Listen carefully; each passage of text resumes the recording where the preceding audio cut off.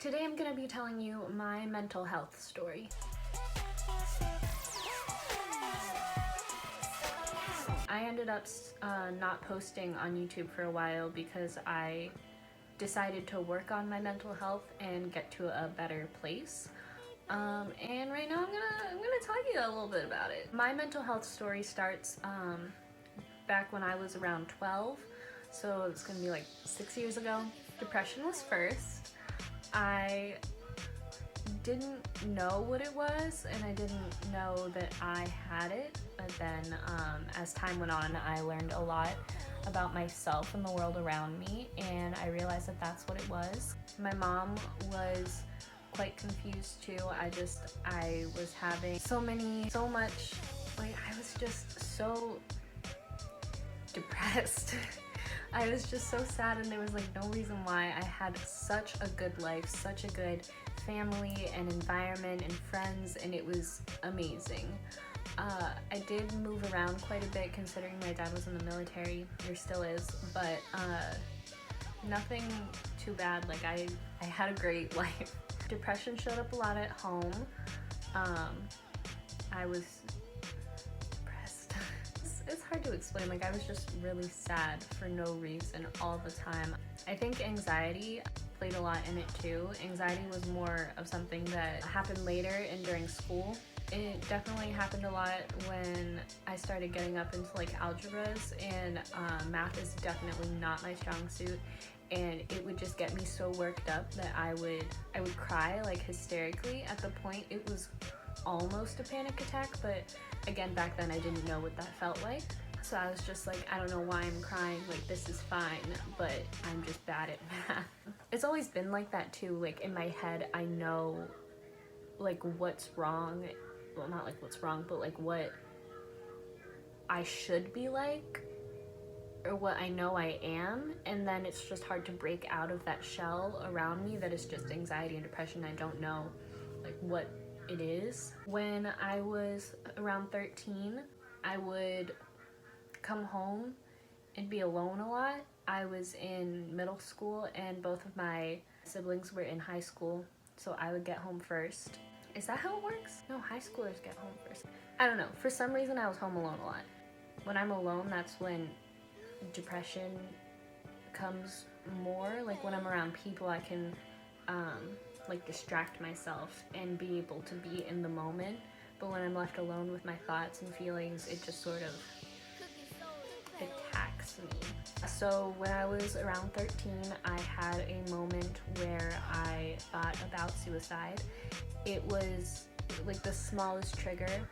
Not gonna talk about it, but it felt like the whole world crashing down. Like it was that one thing that just pushed me over the edge, that I just didn't want to have to deal with anything. I definitely wasn't suicidal. Like it was a thought that happened and it scared me a lot, and I ended up calling my mom, and she got really afraid, and she came home that night and we just cried, and it was a time. And from that point on, I told my mom that I wouldn't ever do that. I wouldn't ever think about that, because I do see the way that it's not a solution, and I absolutely would not do that. But back then, see, my most recent therapist, she mentioned something that I was like, oh, that makes sense, because therapists and psychiatrists and all those kinds of people, definitely, they ask you if you ever think about ending your life or hurting yourself or something. The answer for me is always no, like no, not at all. But she was the first psychiatric professional that asked me that, along with something else, like, do you ever think about hurting yourself or suicide or falling asleep and never waking up? And that really got to me one time, the first time I heard her say that, because I would definitely not ever commit suicide, not ever do that. But sometimes, like, depression gives you that feeling that it would just be so much easier if you just didn't have to do anything. If, like, you would just go to sleep and that's it. Because then there's no blame on you for, like, doing that. And it's, like, not something that you would, like, do that you, like, want. It's just, like, something that you think about. It's feel like if you have it, you get me. We're vibing. We understand each other. Then around 14, 15, around then I was starting 8th grade.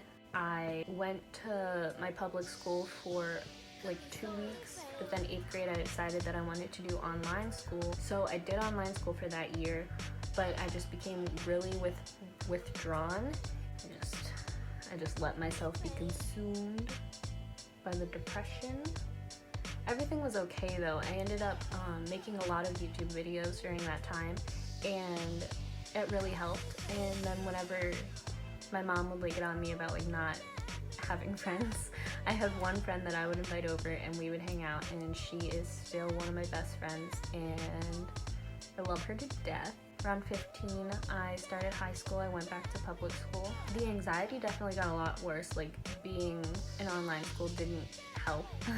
I remember when I first raised my hand to say something in my Spanish class, I could feel my heart beating so hard or like so intensely that I could like, my vision got like blurry and I could like feel like my heartbeat in my eyes. It was intense. And I thought I was going to die. So that's fun. I don't really remember a whole lot of freshman year. I feel like I was in a good place, or I was just in a place where I could pretend like I was in a good place. Like, I remember having a lot of fun with my friends and all that, but I do remember having quite a bit of panic attacks that year. It's really when I like realized that that's what it was, that I was having panic attacks.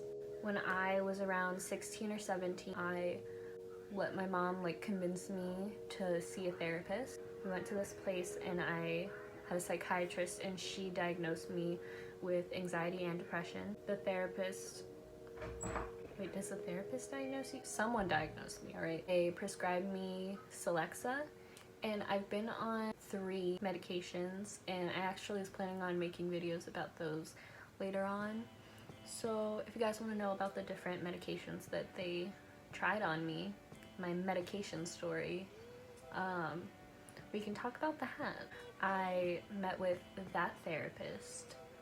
He was not good. Really did not like that man.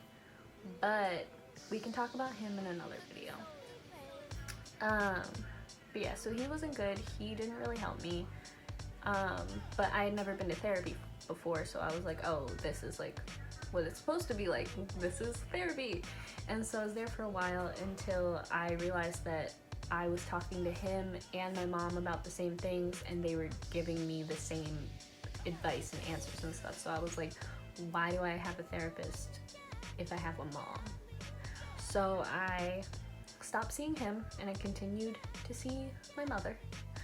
But I still saw the psychiatrist. We went back to her a few times, and she upped my medication and she changed my medication and all that jazz. A little bit later, I realized that meds were decent, whatever, but I felt like a lot of stuff kept happening and I just needed to be able to talk to someone who wasn't biased.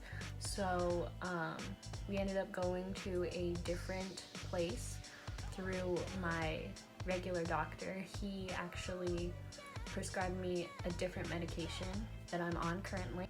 I went to see the therapist in their office, and she was really great. I talked about her earlier. She's the one who told me about all that, and she was great. She was amazing. She really helped me a lot, and we got to a point where we both decided that I didn't need to see her anymore.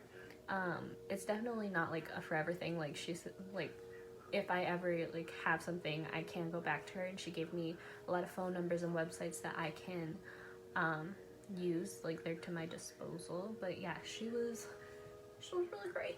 There are a lot of things that I am like just breezing over in this, but this is just my mental health story. I'm gonna be talking about a lot of these things like in depth in other videos. If you guys would enjoy that, like if this video does well, then we'll keep going and we'll keep talking about this. I am 18 years old. I am a legal adult. I am on medication and I am not seeing a therapist, and I'm in a pretty good place. Like, this medication is I think this is the one.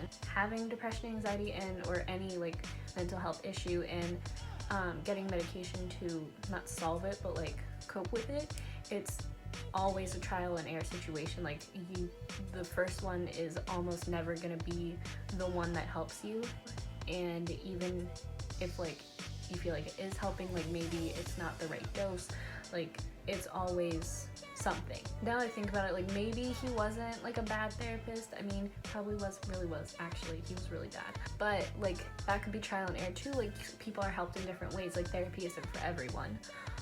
And medication isn't for everyone.